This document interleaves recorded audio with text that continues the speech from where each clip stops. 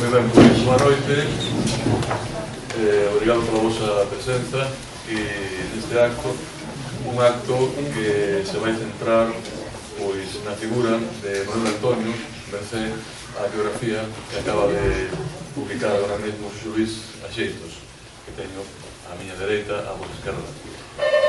A época en que vive Manuel Antonio foi dos máis interesantes da historia literaria, cultural e política do país, como é sabido. É o momento en que o antigo galeguismo autocentista acaba converténdose en nacionalismo moderno no século XX. É a época en que nacen as Irmandades da Fala, a época en que nacen os galegos, a época da xeración nós, a época en que comezan tamén a ser do prelo algunhas dramáticas, como a de Luís, ou traballos desta índole, como o Pedro Pezumil, ou Santiago Gómez.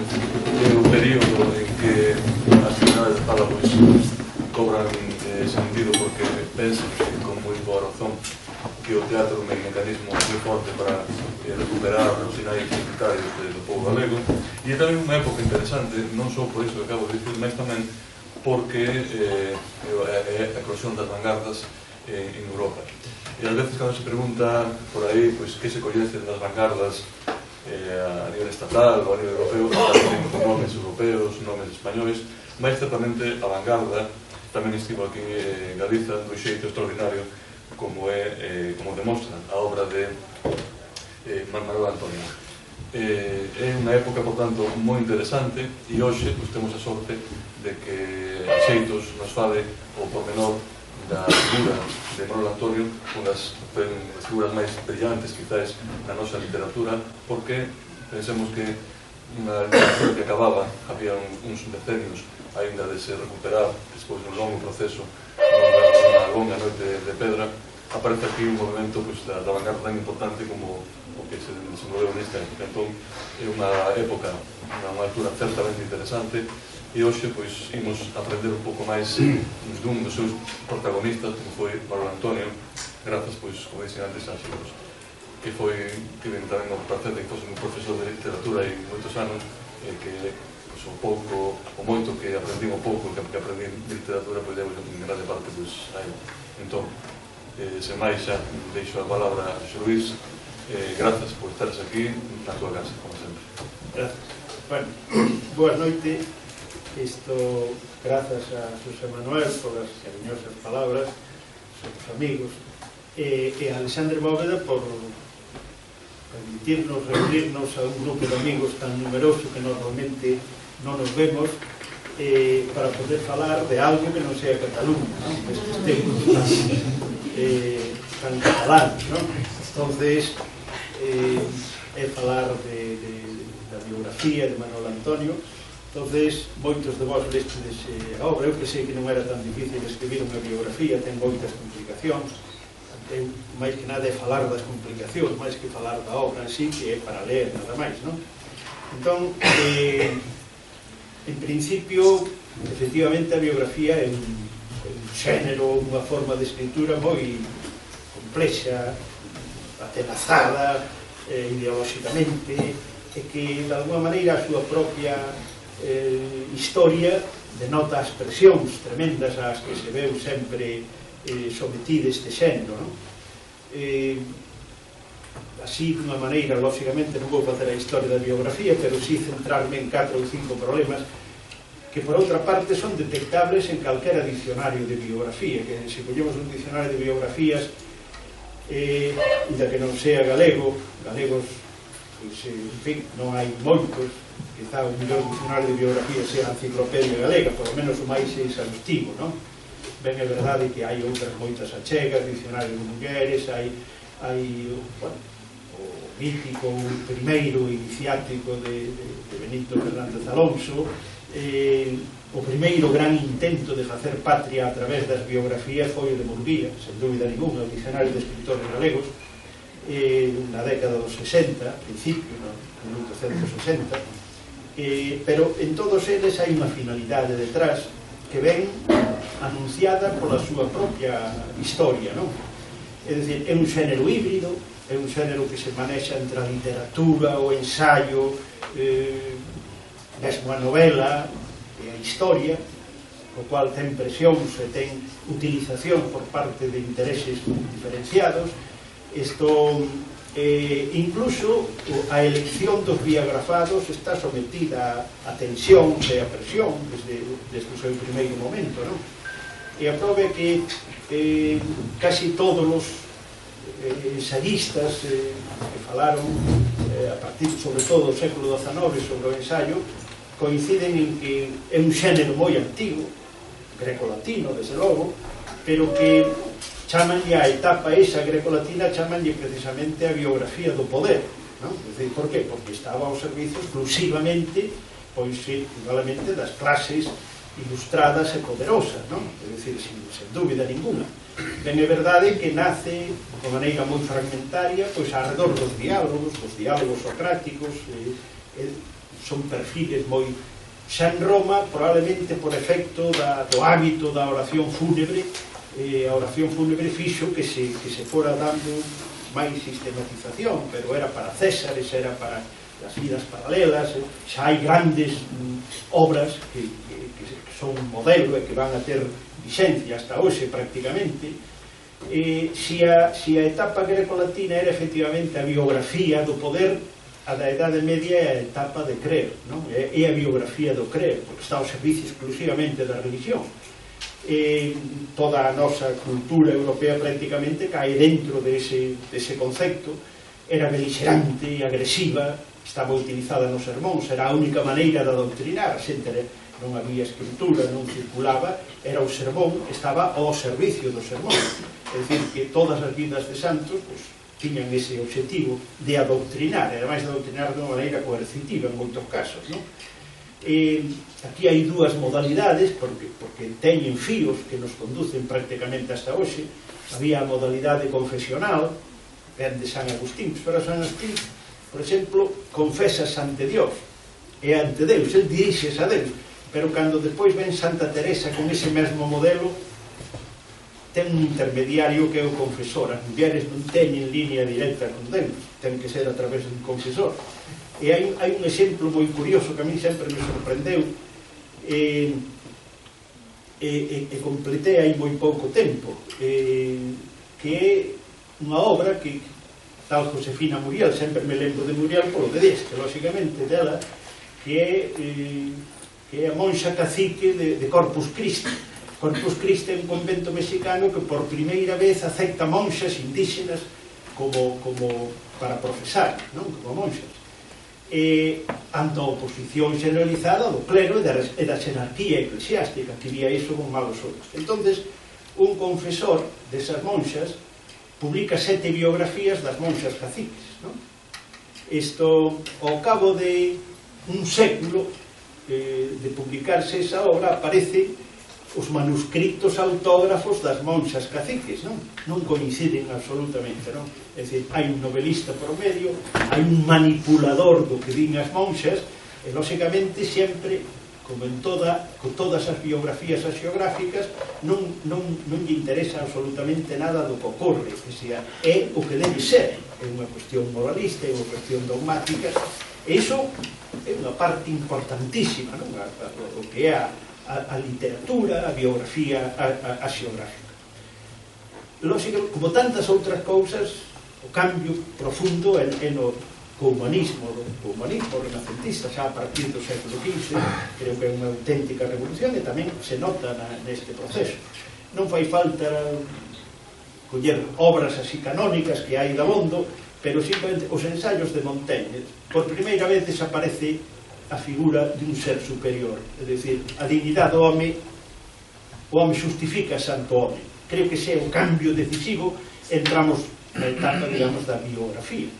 Aí sí que empeza xa a biografía. Agora podemos poñer adxetivos, pero xa se intenta relatar a vida vivida pola personaxe, home ou muller, cambia totalmente a dimensión. É dicir, xa non hai intermediario, xa non se ten que dignificar de maneira bíblica, de maneira dogmática, de maneira canónica, de maneira moral prefixada. É dicir, o home a dignidade do home depende do home e tense que justificar ante o home.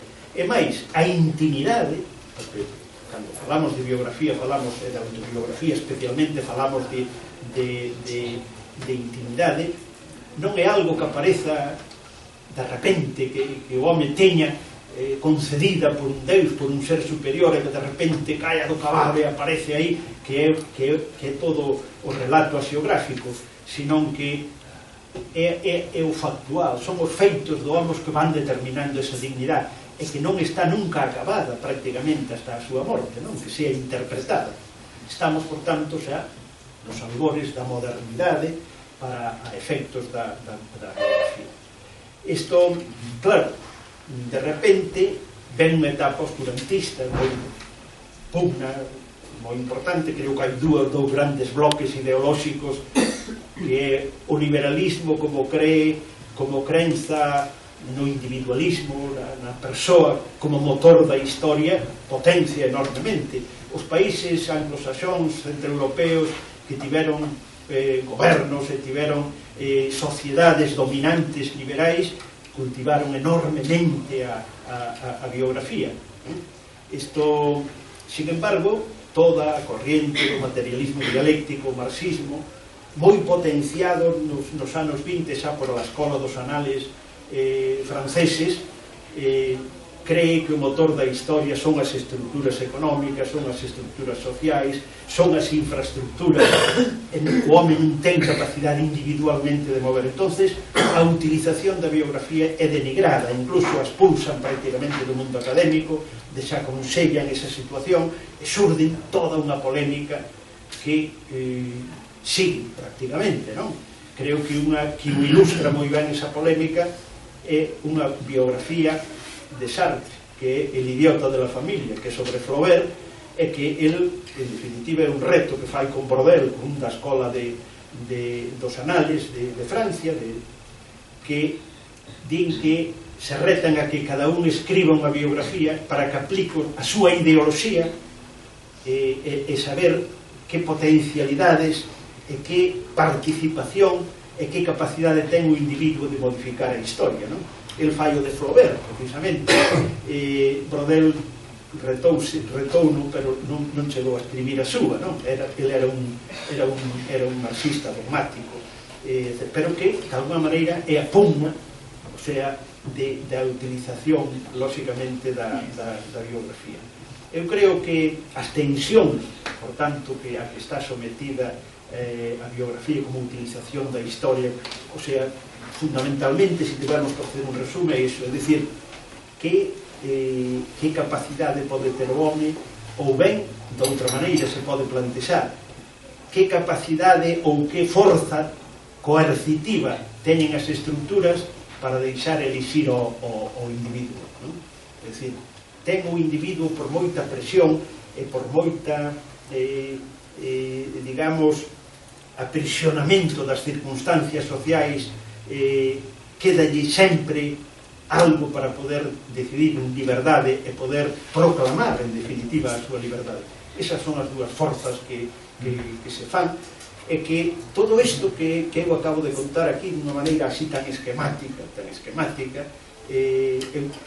esquemas non me gustan, pero neste caso, se queremos ser breves e marchar logo, pois é importante. Eu intentei metelos, cando fixen a biografía de Antonio, intentei metelos nas tres citas que hai aquí, conscientemente están.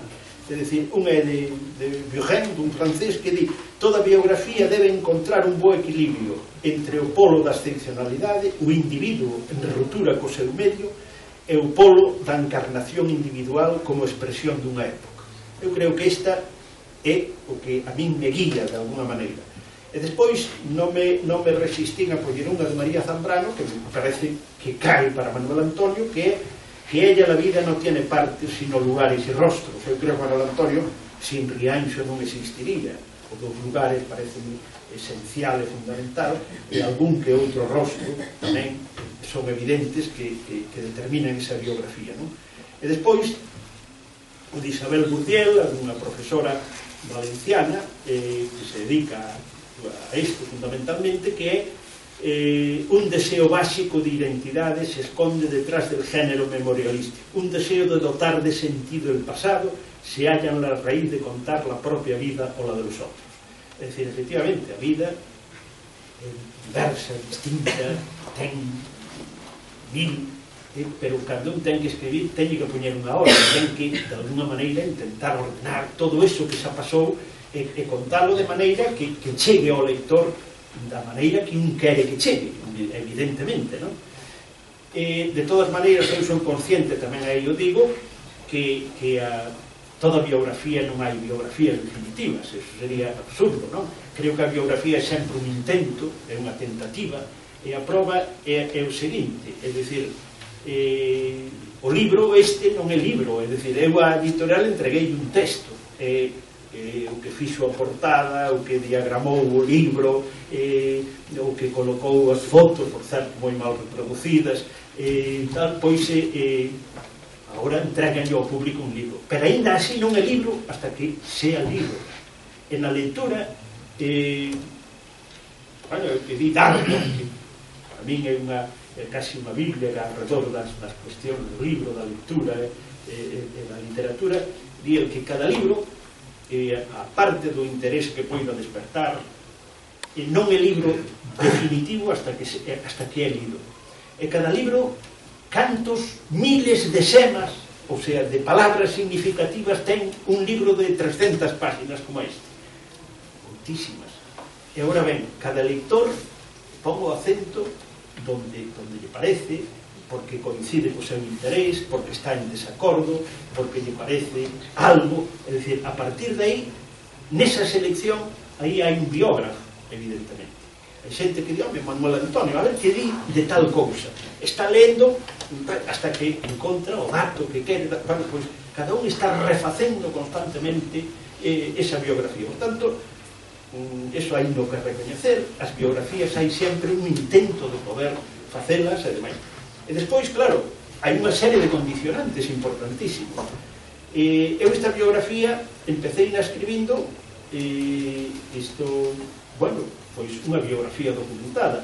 Eu fun recompilando toda a información, as cartas xa estaban publicadas, outras moitas non estaban publicadas, nin están publicadas, que son inéditas, toda esa fun clasificando toda esa información, pero eu a medida que empecé a redactar iba citando, lógicamente, as fontes ás que eu estaba apelando nese momento e que me inspiraban ese dito ou ese feito, non? Claro, cando o editor se encontra con eso, pois, home, creo que ese é un material académico moi interesante, pero se queremos chegar a un lector máis amplo, creo que sería bo reducir esa forma. A xente hai veces que mira un libro e cando hai moitas notas a pé de páxina ou bueno, pois eu creo que nunha primeira edición, bueno, tuve que refacer e prescindir prácticamente das citas, non? Por que? Bueno, pareceme que é importante tamén, pois, cociñar carne, non? Bueno, pois, efectivamente, estamos nun país que ten unhas limitacións e outros moitos igual, vamos, tampouco nese sentido somos moi distintos, pero somos poucos e se por riba o reducimos, pois está outro condicionante que de alguma maneira a min limitoume, bueno, porque moitas cousas que non me atrevo a conxeturar podía facelo citando o documento, non? Eu podo poñer infinidade de exemplos. Agora ben, o que sí podo decir é que a maioría das cousas que están aquí importantes, non? É dicir que están documentadas. O sea, eu agora mesmo memorizo as fontes absolutamente todas porque o fixen, xa digo, con rigor. Eu digo, este neno loiro, pois é que é loiro. É dicir, porque apareceron uns pelos cortados pola nai e di, pelos de Manuel Antonio cando tenía 8 anos. E claro, eses pelos eu non sabía se eran loiros, pero eu partei que se mirara e tal, efectivamente, era un neno loiro, non? Eu non lle puse máis que un adxetivo, este neno loiro, puse loiro porque nese momento, porque foi unha das cousas, así, a retórica clásica, a prosopografía do individuo, canto mide, canto de color son os ollos, non o sabíamos de Manuel Antonio. Eu por esta foto intentei facelo, que é posible máis ou menos, pero non sabíamos canto mide Manuel Antonio, cousas dese tipo tan elementais, non? Bueno, grazas a talla que lle fan no servicio militar, pois efectivamente ten tanto perímetro torácico, ten un 72 de altura, e incluso nos permite, como na mile clasificábanos en tres tallas. Entonces, bueno, el nesa época, a partir dun 70 eran os altos, digamos, non?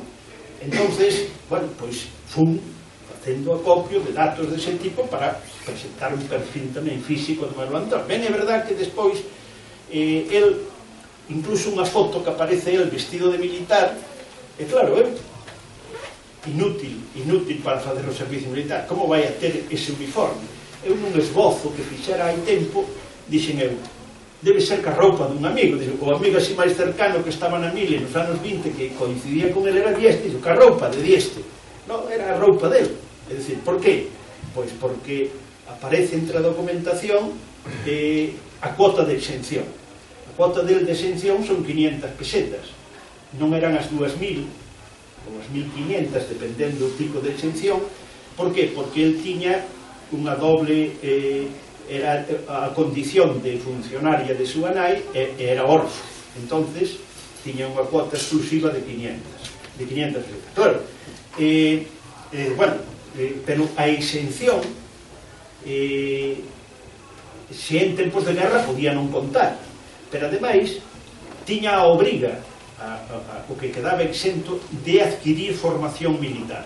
Había as escolas militares, había as privadas e había as oficiais. En Santiago había unha oficial.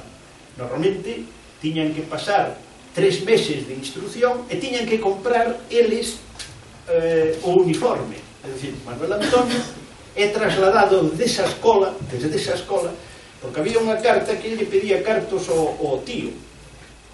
E claro, pedíalle cartos porque iban lle dar unha cea ao sarxento instructor. Eu sempre me pareceu, lóxicamente, unha drómena. Dixe, van, querelle quitar uns cartos, 5 pesos ao tío que cura, que cree, moi ben.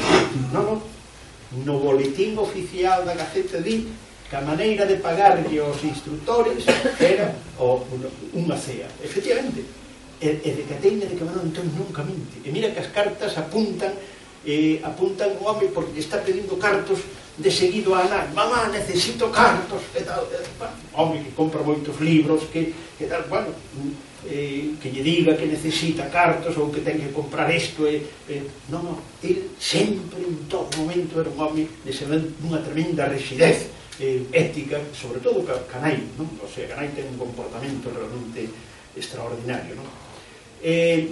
Claro, unha biografía documentada que se disfraza de ensayo.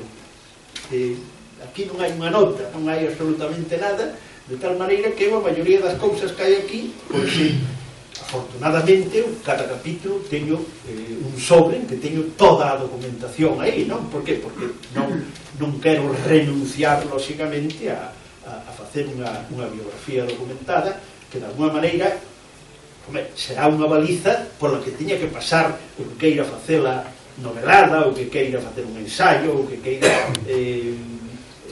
abordar a Manuel Antonio de outra maneira, non? Entonces, aínda así, xa digo, é moi difícil porque en principio reúne todo ese material de, bueno, por onde empezo?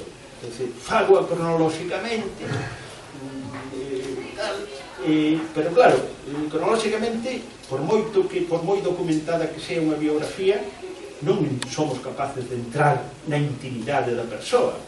Isso é evidente, non?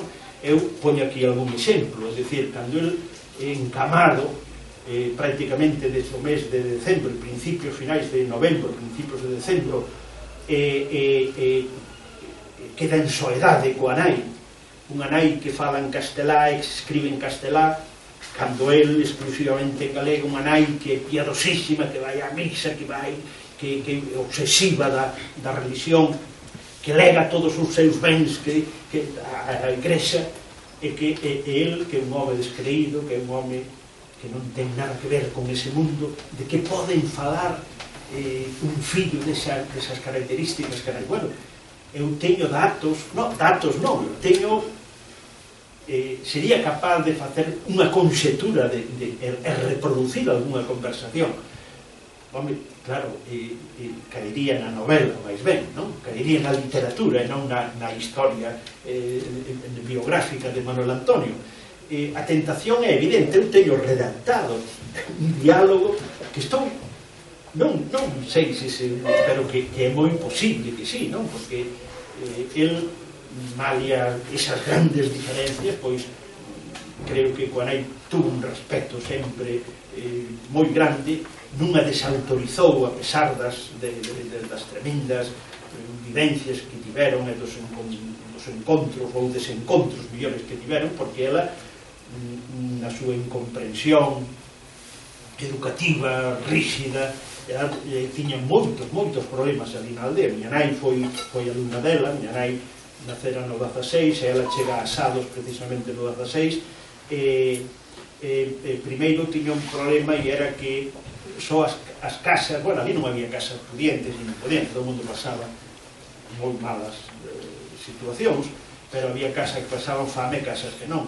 As que podían levaban de patacas, levaban un cacho de porco cando se mataba, e esas eran millor tratadas, non? É dicir, pero maltrataba despois a xente que non e tuvo enfrontamentos moi grandes con pais, non?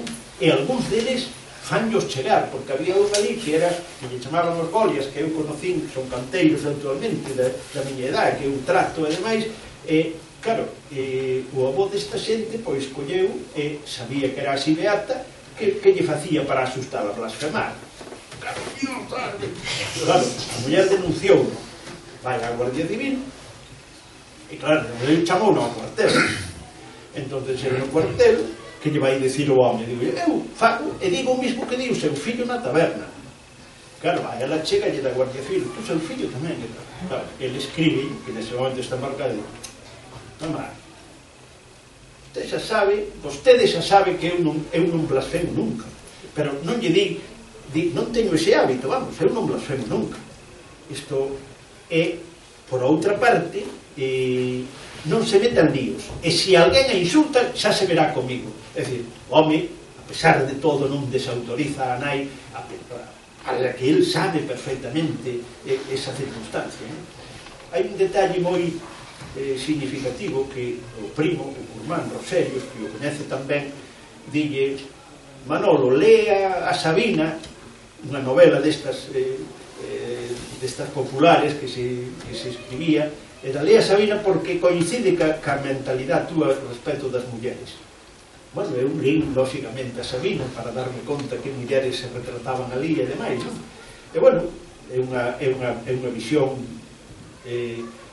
dunha muller abnegada, dunha muller que prácticamente morre por proteger a familia, primeiro queda orfa, coida a nai prácticamente hasta a extenuación, e por ese motivo acaban abusando, acaban violando e ela acaba suicidándose, non? É dicir, pero, bueno, non é que eso sea canónico, ni moito menos, pero un poder chegar a reproducir toda esa circunstancia e poder ter unha conversa co nai, sen dúbida, que non me atrevín, repito, a facer. Había un capítulo que me parece moi atractivo, que era, o sea, lógicamente a identidade sísmica e tan marcada que ten o nome. É dicir, nós, desde que nacemos, poñenos un nome, ese nome atravesa toda a nosa vida, preside todos os nosos actos xurídicos, económicos, administrativos, de todo tipo, e no momento determinado é o que nos, probablemente, sea o signo, e até por eso algunhas culturas celebran con tanta solemnidade precisamente ese acto identitario, non? Claro, Manuel Antonio, só coas cartas, empeza sendo leliño, despois é lelo, e creo que hai feitos concretos e puntuais que autorizan cada paso deso, non? El convírtese en lelo cando lle di a súa nai e lle escribe unha tarxeta e di, non quero ser cura, marcho para Padrón, non quero ser cura. El tiña no en Cangas co Curmán para poder doutrinalo, para entrar no seminario. Eu creo que nese momento é un acto de rebeldía e chámale, convírtese en Lelo, non? Isto inmediatamente vai ser Manolo, vai no chamar a todo mundo Manolo, hostia, este tal, entra nun círculo de sociabilidade máis amplo, máis independente, empeza a estudar en Santiago, e é Manolo, non? E despois, eu teño feitas as estadísticas, e despois Manuel Antonio vai ser Manoel Antonio, máis que Manuel Antonio, ainda que as dúas, vai ser, digamos, o nome literario, non? E que nós hoxe, claro, Manuel Antonio ou Manuel Antonio, pero nunca foi Manuel Antonio moi pouco tempo, non? Ainda que a aspiración del fora sempre, eu penso que a súa gran aspiración foi ser escritor, sen dúbida ninguna, e a iso consagrou tanto tempo. Un lector veciño meu e amigo dicía: vou pola páxina 91 e ainda non falastes nada de Manuel Antonio. Efectivamente, o que dicía aquí do equilibrio entre o polo da influencia social e a individualidade, pois ás veces desbordase un lado ou noutro, non podes medir os tipos e dedicarlos así, e moitas veces non é capaz de conseguir ese equilibrio, non? Ainda así, sentime na obriga de falar da familia, penso que é fundamental, e seguime na obriga de falar de Rianxo, máis ime cando dispoño dun documento inédito, pero un documento virxe maravilloso, que é un home que é o fámulo do obispo Araújo Silva, e que visita constantemente Rianxo e familiarízase co pobo de Rianxo, ca xente de Rianxo. En Rianxo non había máis que pobo, a miña teoría, polo menos, é dicir que en Rianxo o que podía ser esa pequena burguesía vilega que pertence á familia de Manuel Antonio, ou de Dieste, ou de Castelao, unha pequena burguesía de orixe indiano, casi toda, económicamente apenas había diferencia cos mariñeiros. A diferencia era moi grande. Cal era? Que esta pequena burguesía tiña capacidade de progreso, tiña capacidade de formación, tiña afán de formación. É dicir, que estaba, digamos, que se saíra do circo, dese circo infernal da herencia dos oficios, non? Pero máis alá deso non había moitas máis amplas posibilidades, non? De tal maneira que, efectivamente, este home que se familiariza co povo, Rianxo era como o teatro, é dicir, iba un pola ribeira, aquela llama Ribarmar, bueno, iba pola ribeira e ali atopaba todo Rianxo, é dicir, ali estaba o que iba a Vila García esperando o barco, o que acababa de vir entraba na taberna da Zurela, que quedaba na ribeira, todos os caleóns e toda a canto xeiteira iba ou viña, non había porto, tiña que ir ali, un playazo, de tal maneira que este home fai un escrito que se chama Viva Rianxo, que lle dedica, lóxicamente, ao obispo Araújo, e retrata con todos os alcumes populares que se manteñen hoxe. Eu falei con moitos dos netos desta xente, que vai nos retratando dunha maneira sutil, dunha maneira describindo, e que che permite facer un percorrido por unha vila que de principio de século está datado en 1908, justamente. Antonio é un rapaz que está facendo xa visitas a Rianxo, está facendo...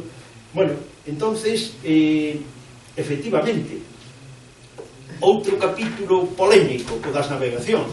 Claro, traducir toda esa zona e tal. Por que eu lle dou e valorei tanto e o alonguei todo o que puiden o das navegacións? Eu fago unha comparación que me parece que sí é válida, non me atrevo a decir afortunada, que é que, imaginade que un vai a asilos, pasee polo claustro, máis ou menos soedade, como moitas veces pode ocorrer, e de repente se lle ocorra ler os milagres de Santiago, non? Os milagres de Berceo, non? Nuestra Señora. Bueno, eu creo que lelos ali dentro, lelos ali nese momento, pois de alguma maneira é na escenografía. Bueno, eu penso que se el no Pai Lebote Candeira escribe esa tal, pois pareceme de interés que día a día se vaya vendo o que estaban facendo no barco, e que el presencia, que el contribuye, non? E que ás veces a vista outro barco, unha goleta, e dir, pode ser esta. Evidentemente, os libros de navegación eran moi sistemáticos, débese consignar isto, pero ás veces de que bonito está isto, non? É dicir, bueno, vese entusiasmado e vese... E claro, hai outro elemento, que a poesía e a literatura contemplou o mar sempre desde a ribeira. É dicir, que hai os grandes poemas, as grandes antologías do mar, son sempre contemplados os poetas, os grandes non hai ningún, eu teño feito exploracións todos desde a ribeira, e todo máis nun paquebote de luxo. Isto, Manuel Antonio veo como mariñeiro, como mariñeiro dentro padecendo. A prova é que a primeira viaxe que fan estivo a punto de claudicar, porque colleu tal temporal saindo de Camposancos, tiveron que volver a Vigo, vironse en tales apuros, e el, sin confesalo, a pesar de todo, pois tivo as súas dúbidas de ir nesta, de continuar a aventura de piloto, non? En definitiva, pois non me teño moitas máis cousas que decir, que me parece que realmente é complicado. Eu xa escribiría hoxe de outra maneira, digo sinceramente, non? É dicir que eu hoxe cos mesmos datos que teño sin terxiversalos e sin facer demasiadas conxeturas, poderíamos facer outra cousa distinta. Por qué? Pois porque afortunadamente Manuel Antonio non morreu no 1930, e a prova que nunca tanto se falou de Manuel Antonio como agora. Aquela falouse moi pouco, pero que moi pouco, non? E que afortunadamente témolo vivo. Outro aspecto que me atopei con el de alguma maneira inesperadamente é a súa fe nacionalista, non? Eu incluso aventurei en algún momento en que abandonara as arelas nacionalistas e que de alguma maneira se embarcara nunha aventura, bueno, anarquista, pola decepción que lle crea toda a dictadura do Primo de Rivera, e o silencio e os abandonos que se produciron nese momento, non? Pero, sin embargo, cando xunto os papéis, os periódicos, xa non as militancias, que iso, bueno, pode ter unha cuota de militante e ter un distanciamento, pero, sobre todo, o cuidado con que el seguía a prensa, as primeiras páxinas da nosa terra que está suscrita, e como hai, por exemplo, o pacto que asina Rodríguez Cebral e tal, que é un acto adolescente pero de moita significación, porque, bueno, anímanse e estimulanse para falar sempre en galego, a pesar en todos os ámbitos, en todas as situacións. Bueno, pois hai xustamente unha primeira páxina na que a nosa terra di: a lingua é a nosa mellor defensa, é o signo da nosa identidade. Unhas letras destas que pon a Voz de Galicia para Cataluña estes días. O cual creo que son detalles moi sintomáticos, pero moi sintomáticos, non? E hai un que me parece definitivo.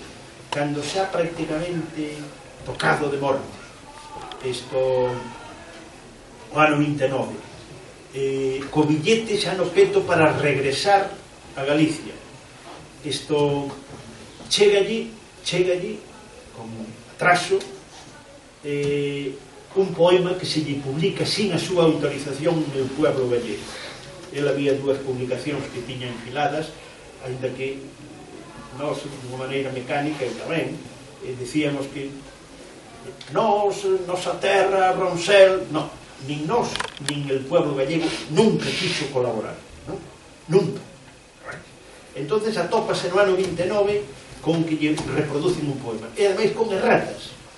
Entonces colle, escribe as dúas últimas cartas fora do ámbito familiar, unha a quen? A Blanco Torres, e outra a quen? A Paz Andrade. A Paz Andrade como abogada ao seu despacho para que o defenda, que quere denunciar ao pueblo gallego porque el non autorizou a reproducir ese poema. E despois, como non acababan de contestar, escribe a Blanco Torres ao café onde el tiña o faladoiro, a tertulia, e dille: que pasa aí, que ocorreu isto, e demais. E Blanco Torres acaba contestando.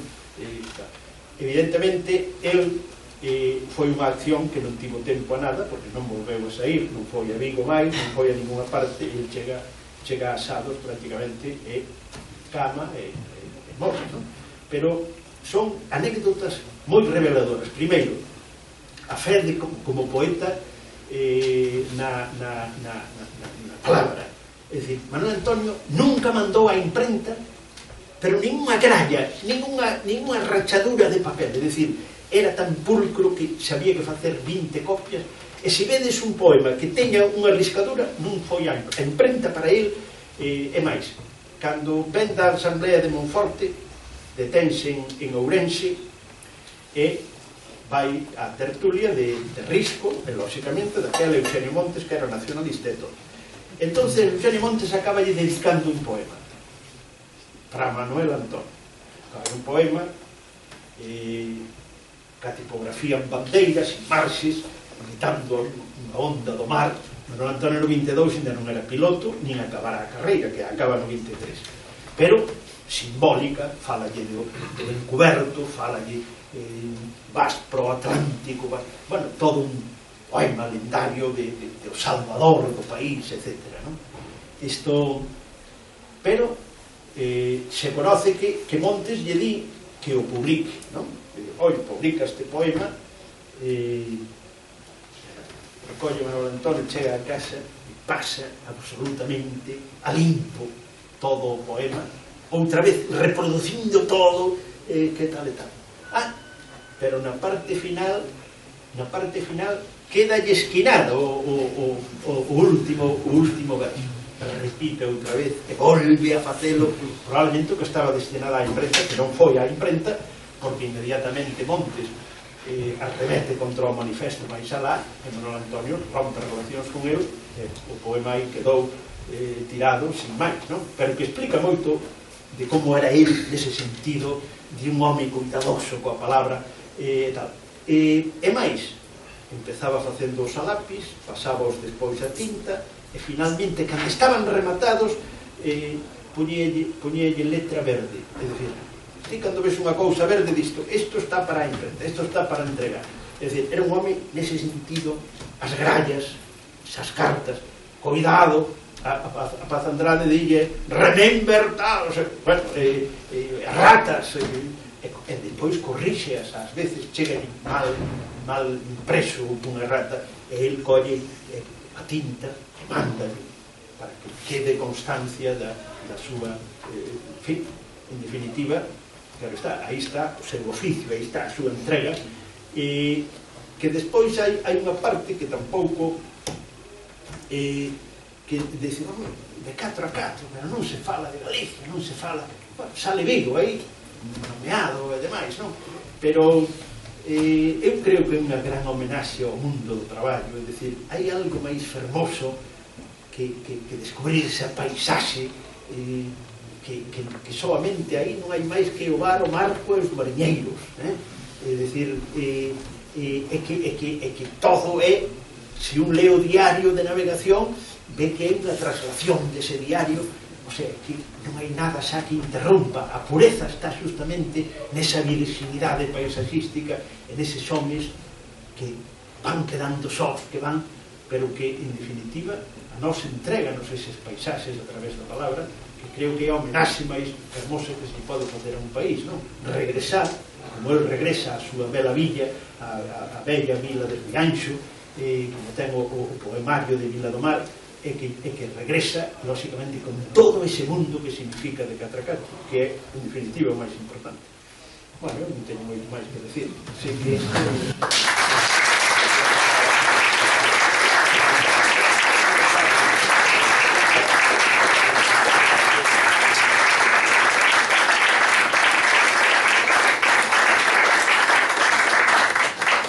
supoño que só deste deseo, se que alguén quere decir algo, ou deciro simplemente, ainda que non me pregunta a min, que eu xa digo que os leitores son aquí biógrafos exactamente igual que a min, eu eso teño moi claro, non? Bueno, agora, pois, gracias a Xo Luís por esta palestra sobre a biografía de Manuel Antonio, e agora, pois, é o momento, antes de facermos este libro, ainda máis libro, pois é o momento de conversar a volta de Manuel Antonio ou de un tema relación co conto de Quixín. Supoño que hai xente que o ve lá, Mira, eso, ese binomio, non, de Manuel Antonio e Vanguarda, como se entende aquí, o que foi a súa obra como unha obra tan vanguardista, pero incluso o manifesto Vanessa, non? É dicir, como esa obra foi lida e entendida no seu momento, ou criticada, o propio manifesto, non? Tamén, porque é tamén un manifesto como os manifestos que nese momento se entende por Europa, non? Que era a modernidade absoluta, non? Bueno, eu creo que o manifesto é un xesto que non vai moito máis alá. É máis, o manifesto sería o texto máis ridículo para o autor se non chega a existir de 4 a 4. É dicir, que ocorre? Que para ele é un reto, que ademais é un reto que lle fai a xente, é dicir, que din porque a crítica do manifesto casi sempre, bueno, hai uns rapaces aí que nin Rosalía, nin Curros, ninguén, nin o Bardo, nin o outro, e tal, pero son autores de 19 poemas. Bueno, é unha vontade, xa veremos a ver o que fan eles, non? Eu creo que o reto é ese, non? El primeiro cumpre un rito que me parece importante, rompe cunha tradición estética coa que non estaba, non se sentía cómodo, non? É dicir, había cousas que non eran as que el aspiraba, non? É dicir, tiña unha aspiración, era un rapaz de 20 anos, tiña leituras e tal, e el creía que non era esa o camiño, non? E esa ruptura é a que de alguna maneira o condena, non é que el queira, é que o condena á innovación. Pero, claro, el tenlle que ofrecer aos escasísimos lectores e amigos que ten, que é un círculo moi pequeno, tenlle que ofrecer, cando menos, o reto de responder innovando en todos os sentidos, léxicamente, gramaticalmente, tipográficamente. El anda na procura de todo eso. Os libros que compra é na procura de cousas, e ao mesmo tempo, lógicamente, el, que é un home de lecturas, é un home reflexivo, é un home que se encerra, que se fai solitario, obsesionado tamén, como non, por esa circunstancia.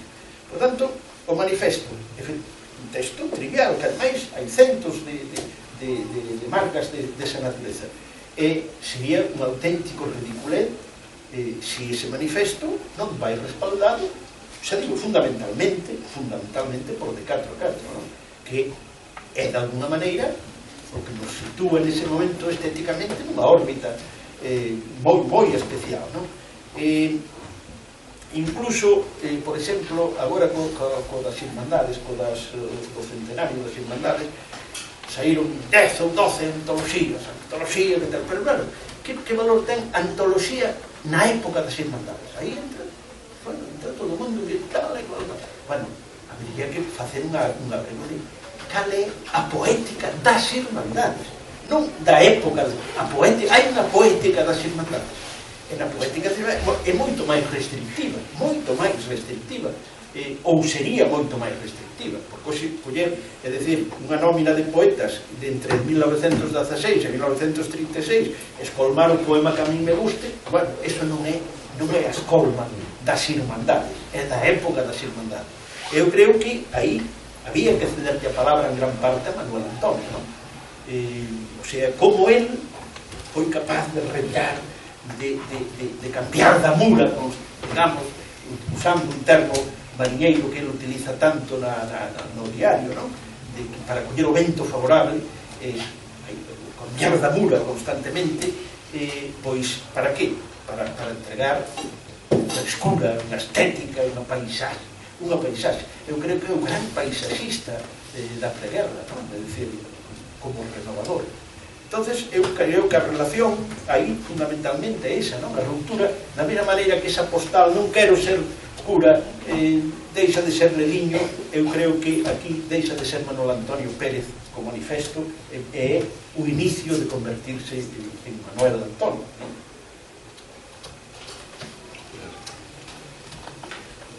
Eu tive a fortuna de ler o libro de Xosé Luis Axeitos a moi pouco de sair, e e felicito efusivamente, porque por varios motivos. Un deles, o principal, é que xunto co rigor documental absoluto, toda a carga de información, todo o contexto, o acerto que para min como leitora supuxo non unha orde cronolóxica, senón iluminacións que dan para entender moito máis a personaxe.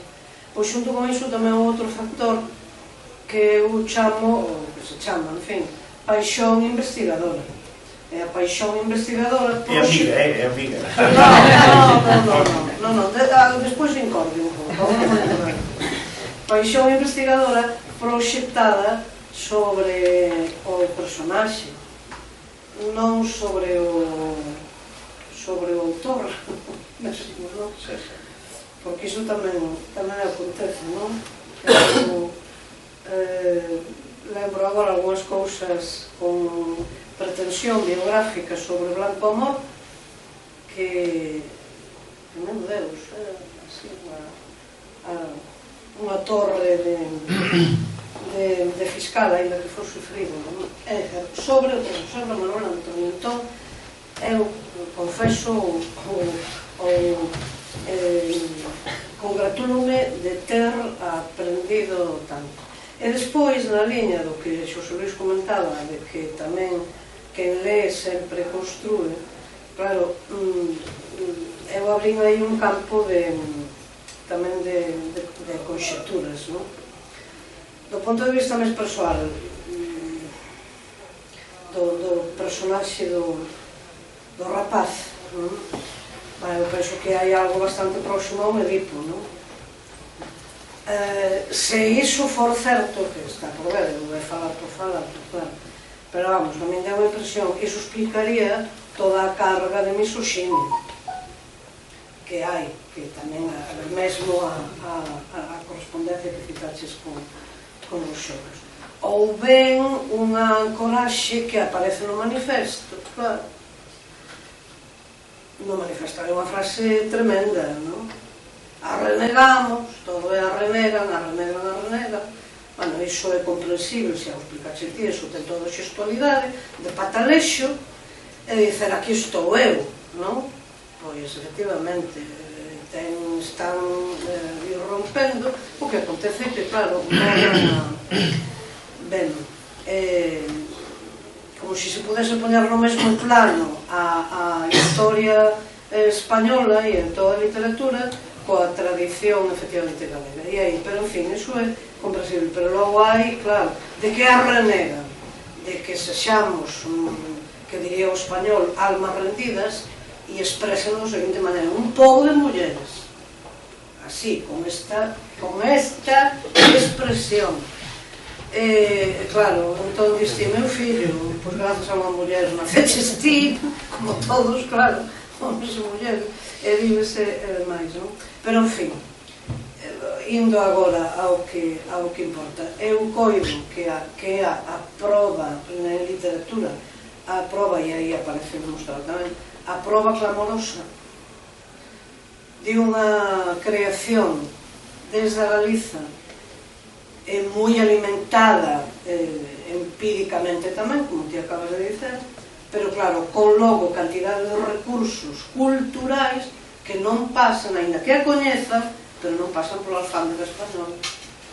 Non hai ningún. Entón, el ten toda unha carga tamén de coñecemento, ti documentas moi ben, de outras literaturas, de outras artes, e entón aí a posición é de unha bilateral sempre desde o galego, claro, que iso é a parte despois da construcción do Sí, aparte que, por exemplo, é curioso que el, o ano da afiliación ás mocedades galeguistas, é o ano que deixa prácticamente o modernismo, que rexeita escrito expresamente o modernismo. Bueno, evidentemente, unha das eivas que ten é que todo o documento sempre son afirmativos, quero decir que son afirmativos e son decisivos, quero decir, son tomas de decisión. As dúbidas non aparecen documentadas, non? Entón, eu sei que moitas cousas que non, pero porque toda a documentación que hai, a documentación, pois, nunca se expresan as dúbidas, ni se expresan as contradicións, porque cando un xa fai as cousas, claro, as limitacións son enormes, non? E as tentativas, eu por eso digo que é unha tentativa como outra, que se poden facer outras moitas, incluso desde a novela, é dicir, pode haber un novelista que teña audacia e se achegue dunha maneira profunda a él, non? Ben, é verdad que, claro, é o que dicía Moriá, o sea, a única maneira de ter o control total e absoluto do biografado é facer unha novela, porque ten realidade textual, non se pode sair do texto, non? O facelo documentalmente...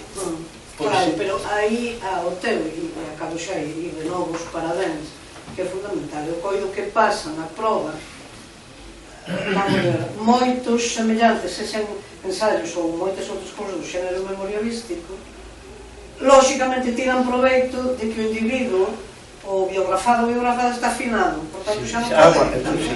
Claro, e este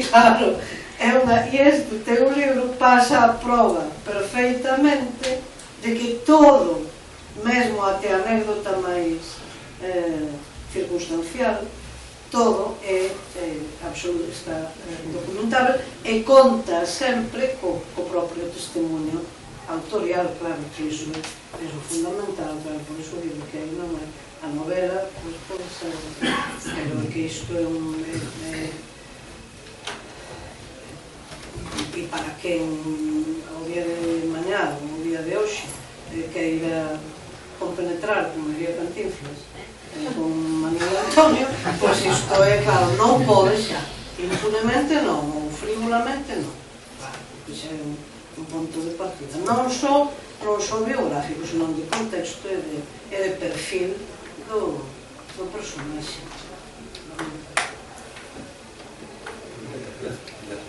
Asentos, creo que tiveche a sorte de manexar un mar de papéis guardados un por un por o propio biografado. Sí, claro. Pero non é frecuente, quero dicir, para facer unha biografía bater con ese fondo documental. Home, vamos a ver, eu supoño que hai cousas, probablemente a morte para el creo que inesperada, non? É dicir, moitas veces permite esas circunstancias. Eu estou seguro que hai cousas que el non deixaría aí entre os papéis se non o sorprendera a morte, non? É dicir, a morte sempre sorprende, incluso casi a un cadáver, non? E el, pola miña intuición, eu non o digo aí ni moito menos, pero eu creo que hai cousas que son auténticas sorpresas, porque senón non as conservaría. E se vivira máis anos tampouco, non? É dicir, por qué? Pois porque son cousas de azar. O papel, a verdade é que era escaso, non? É dicir, que era moi difícil en asados encontrar un folio de nada. A prova é que el escriba algún conto na marxe dun xornal, poemas, na marxe dun xornal, porque aproveitaba absolutamente todo.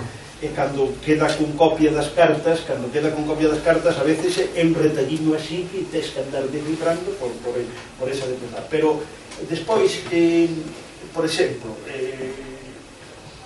o que se queda cas cousas do tabaco, anotadas partidas, eu notaba partidas de dominó, partidas de tal, co nome dela, se é posible, eso conservaríase.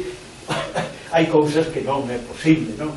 Eu creo que el sorprendeu cos papéis todos, absolutamente, sin máis. E dáse a circunstancia de que el chega e prácticamente queda varado na sala. É dicir, que non volva a Rianxo, é dicir, queda auténticamente varado. E illado totalmente, porque ademais, como era unha enfermidade social, ninguén se atrevía moito a facer visitas. E a mesma familia, a mesma nai, procura arredar a xente desa circunstancia.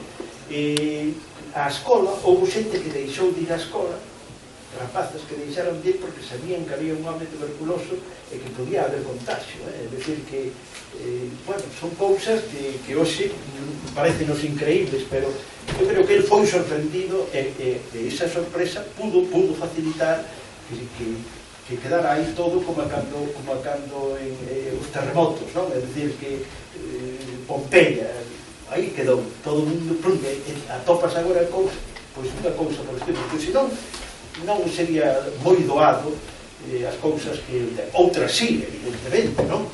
Porque o retallar, por exemplo, o retallar era moi normal nesa época e hasta hai moi pouco tempo.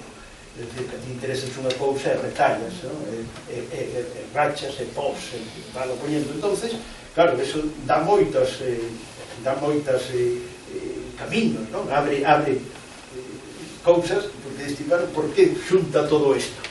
É dicir, te imagínate que xunte por entregas luces de Bohemia de Valle Inclán. Bueno, pois é que lle interesa, evidentemente, non? Da que renegue de Valle Inclán, interesa de Valle Inclán, non? E hai cousas dese tipo pero que eu creo que iso foi o terremoto. A morte para ele foi un terremoto, con 30 anos non se morre, ele viveu despreocupadamente esa circunstancia, dor non dá ninguna, etc.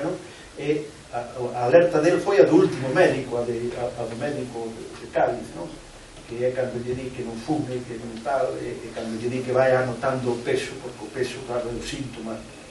Claro, é un dramatismo abrir esa libreta e ver cada mes non pasa de 57 kilos e a última anotación 53 kilos. Un home de un 72 con 30 anos, imagínate, prácticamente un cadáver, non? É dicir que, bueno, así é a vida. Bueno, pois te chamo. Quería preguntar, Perdón. non lín a biografía, pero aproveito a súa presenza e a súa sapiencia de preguntarlle probar a auga ao meu rego e unha faceta de Don Antonio da que poucas veces se fala, que é o seu desexo, a súa relación pola música, polo que ven os traballos de Luis Villalta, outro lado da música da poesía. Quería tocar a guitarra, quixo ser gaiteiro, e mesmo hai textos, explica logo que é a súa poética, non quería, eu non quero facer versos como era, como a xente que baila, que se poden ser bailables. Fala un pouco disso, por favor. Bueno, vamos a ver, entre os papéis, eu non os explotei de todo, porque, bueno, eu dou noticia de que compro un violín, que vai a clases de violín, e que despois polas cartas sabemos que deixa as clases de violín e que ele empeza a estudar música. É un curmán que lle ensina, que é Pepe Pérez. Pepe Pérez viveu prácticamente da música, porque tocaba o armonio nas festas religiosas, nos enterros e tal, xa delicado, antes de morrer no 42, prácticamente dedicouse a iso. A máis o tío cura, o do Padrón, que tiña un orfeón, e tamén dedicábase a traballar.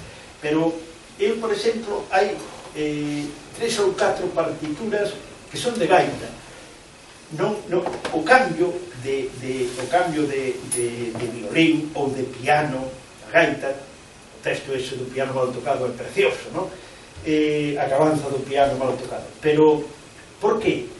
Porque nos estatutos das irmandades que ele entra con ese fervor religioso no nacionalismo, casi había chamamentos desde o nacionalismo, e de fomentar a música popular, a nosa música.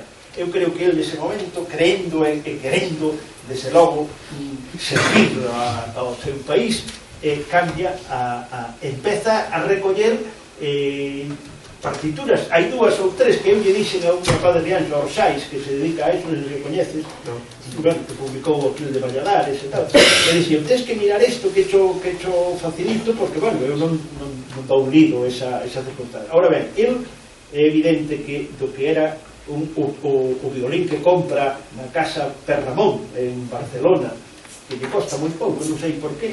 Isto naquela época, me parece que é o ano 18 ou 19, costa de 42 pesetas, pareceme, bueno, non lle botei o cálculo, non? Pero non debía ser alá moi bo.